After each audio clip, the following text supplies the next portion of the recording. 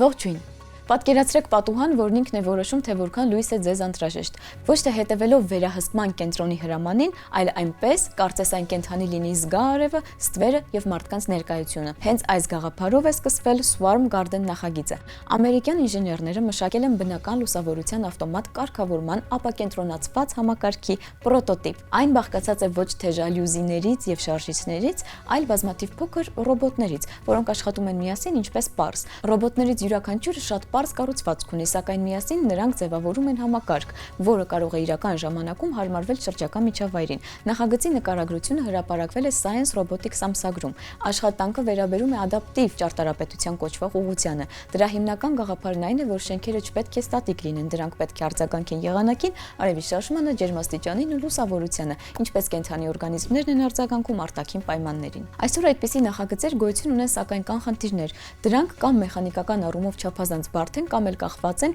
կենտրոնացված կառավարումից, որը դժվար է մասշտաբավորել եւ պահպանել։ Princeton-ի համալսարանի թիմն առաջարկել է այլ մոտեցում, այսպես կոչված ճարտարապետական պարս։ Նրանց Swarm Garden համակարգը կառուցված է պարսային բանականության սկզբունքների վրա, որը հայտնի է մեղուների կամ մրջյունների վարքագծից։ Չկա գլխավոր կառավարող տարր, բայց կա ինֆորմացիայի մշտական փոխանակում հարևանների միջև։ Համակարգի յուրաքանչյուր տարր իրենից ներկայացնում է փոքր SG-Bot ռոբոտ, որի վերևի մասին ամրացված է բարակ եւ ճկուն պլաստիկից ուղղանկյուն թերթիկ։ Կորպուսի ներսում պարզ մեխանիզմ է, որը ներս է քաշում թերթիկի կենտրոնը, ստիպելով ծռվել եւ ծալվել, ինչպես փակվող փողբջջի թերթիկները։ Այս վիճակում ռոբոտն ավելի փոքր տարածք է զբաղեցնում ու հետեւաբար ավելի քիչ ստվեր է գցում։ Երբ թերթիկը բացվում է, ծաղիկը մեծանում է ու ավելի ուժեղ ստվերում տարածությունը։ Մեկ այդպիսի բացման կամ փակման համար անհրաժեշտ է մոտ 10 վայրկյան։ Կառավարելով իր ստվերի մակերեսը, յուրաքանչյուր ռոբոտ ազդում է սենյակի ընդհանուր լուսավորության վրա։ Միևնույն ժամանակ SG-Bot-ը համալրված է լուսավորության սենսորներով, մոտենալու տվիչներով, լուսադիոդներով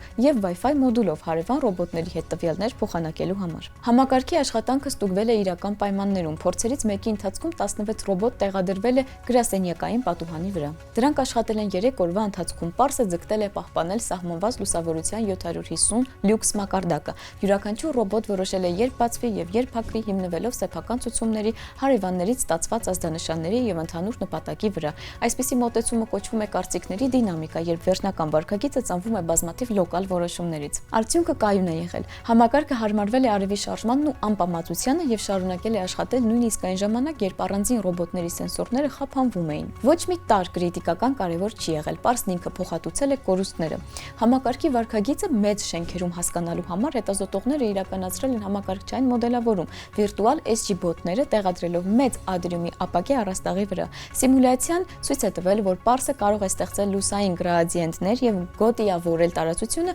օրինակ դահլիճի մի մասը ավելի պայծառ դարձնել, իսկ մյուսը մեղմորեն մքացնել առանց բարդ կենտրոնացված կառավարման համակարգի։ Ապագայում թիմը պլանավորում է ավելի երկարակյաց եւ էկոլոգիապես մաքուր դարձնել ռոբոտները։ Հնարավոր ուղիներից մեկը կիրիգամի կտրված թղթի հետ աշխատելու ճապոնական տեխնիկայի սկզբունքների օգտագործումն է։ Կտրվածքների համակարգը կարող է նվազեցնել թերթիկները բացելու եւ փակելու համար անհրաժեշտ ուժը, հետեւաբար նվազեցնել էներգիայի սպառումը։ Swarm Garden-ը պատրաստի շինարարական արտադրանք չէ, այլ հետազոտական պրոտոտիպ, բայց այն ցույց է տալիս, թե ինչպիսին կարող է լինել ճարտարապետության ապագան, երբ շենքերը ոչ միայն պաշտպանում են արտաքին միջավայրից, այլև մեղմորեն եւ խելացի փոխազդում են դրա հետ լույսի ձևի եւ բազմաթիվ պարզ տարրերի կոլեկտիվ վարքագծի միջոցով։ Ամեն տարի օվկիանոսը մթնոլորտ է նետում պլաստիկի հազարավոր տոննաներ։ Խոսքը ոչ թե շշերի եւ տոպրակների մասին է, այլ միկրոսկոպիկ մասնիկների, որոնք մենք չենք տեսնում, բայց որոնցով շնչում ենք։ Nature ամսագրում հրապարակված նոր հետազոտությունը տալիս է այսօրվա ամենաճշգրիտ գնահատականը, թե ինչ քանակությամբ միկրոպլաստիկ է հայտնվում մթնոլորտում երկրի մակերևույթից։ Գիտնականների հաշվարկներով օվկիանոսները տարեկան մթնոլորտ են արտանետում մոտ 4000 տոննա միկրոպլաստիկ, իսկ ցամաքը մոտ 500 տոննա։ Խոսքը վերաբերում է 5 մմ-ից փոքր մասնիկներին։ Դրանք արդեն հայտնաբերվել են գործնականում ամենուր՝ Էվերեստի գագաթին, անտարկտիկական սառույցներում, ծովի ջրում, հողում եւ օդում։ Հայտնի է, որ բույսերը կարող են կլանել միկրոպլաստիկ նարմատներով եւ որսալ տերևներով անմիջապես մթնոլորտից, բայց երկար ժամանակ չափազանց բարդ էր հասկանալը, թե ինչպես է միկրոպլաստիկը շրջանառվում մթնոլորտում եւ որտեղից է այն հայտնվում։ Խնդիրը տվյալներն են։ Միկրոպլաստիկի կոնցենտրացիայի չափումները մթնոլորտում զգալիորեն տարբերվում են։ Օրինակ Չինաստանի հարավարևելյան ափերի երկայնքով տեղակայված մոնիթորինգի տարբեր կետեր խորանարդ մետր օդում ֆիքսել են մասնիկի 1000-րդ մասից մինչև գրեթե 200 մասնիկ։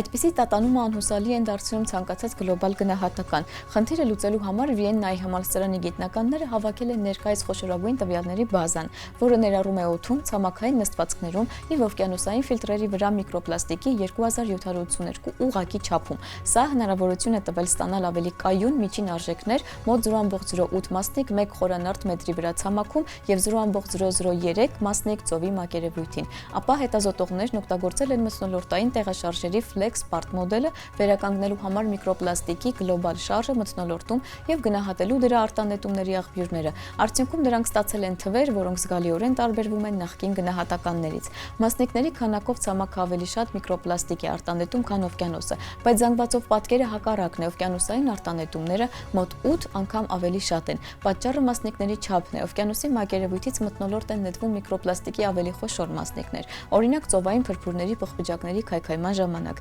Հենց դրանք էլ ապահովում են զանգվածի հիմնական մասը։ Նոր գնահատականները կտրուկ տարբերվում են նախորդներից։ 2023 թվականի մոդելների համաձայն միկրոպլաստիկի արտանետումները ցամաքից գերագնահատված էին մոտ 300 անգամ, իսկ օվկիանոսից ավելի քան 2000 անգամ։ Հեղինակները սա բացատրում են նրանով, որ ավելի վաղ մոդելավորման համար օգտագործվում էին զգալիորեն ավելի քիչ ուղղակի չափումներ, հետևաբար սխալներն անխուսափելիորեն կուտակվում էին։ Միևնույն ժամանակ հետազոտողները շեշտում են կարևոր պահ։ Նոր թվերը չեն նշանակում, որ միկրոպլաստիկն ավելի քիչ է կամ որ դրա վտանգը գերագնահատված էր։ Հակառակը, դրանք մատնանշում են շատ ավելի բարդ պատկեր։ Եթե մթնոլորտում ավելի քիչ միկրոպլաստիկ է հայտնվում, քան համարվում էր, ուրեմն այն ավելի մեծ քանակությամբ է հայտնվում հողում, ջրամբարներում, բույսերի վրա եւ կենդանի էակների օրգանիզմներում։ Պարզ ասած, միկրոպլաստիկը չի անհետացել, այն պարզապես բաշխվում է այլ կերպ, քան մենք կարծում էինք։